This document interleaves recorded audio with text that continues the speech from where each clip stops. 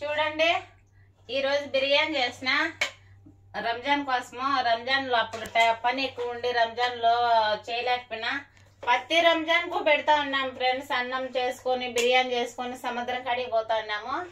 సముద్రం కాడ ఎత్తుకొని తింటా ఉన్నాము. ఇప్పుడు వచ్చేసి 2 సంవత్సరాల నుంచి పెట్టలేదు. పోయిన సంవత్సరము చేయలేదు, ఎందుకంటే టైం లేక చేయలేదు పోయిన సంవత్సరము. అందులో కొన్ని సమస్యల వల్ల చేయలేదు. ఈ సంవత్సరం అందరూ ఫోన్ చేసి అందరూ అరుస్తూ ఉన్నారు, ఎగతాలు చేస్తూ ఉన్నారు, ఏమెప్పుడు చేస్తా ఉన్నావు కదా అని. అందుకని రంజాన్ రోజు అయితే టైం లేదు, ఈరోజు టైం దొరికింది చేసేసాను. ఈరోజు కానీ టైం లేదు, పని పోయినాను, వచ్చి అడావిడిగా చేసేసాను. ఫ్లాట్లో అందరికీ అయితే పెట్టేశాను. పక్కన ఉండే వాళ్ళకు బయట ఉండే ఫ్రెండ్స్కి అయితే క్యారీలు కట్టి పంపిస్తూ ఉన్నాను.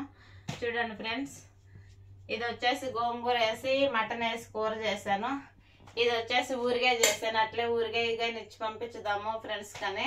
పోయిన సంవత్సరం పెట్టలేదు కదా, ఈసారి డబల్ ఫ్రెండ్స్. చూడండి, ఇది వచ్చేసి గోంగూర మటన్ వేసి చేసిన. మన సమస్యలు ఎన్నున్నా కానీ చూసే వాళ్ళకు తెలియదు కదా.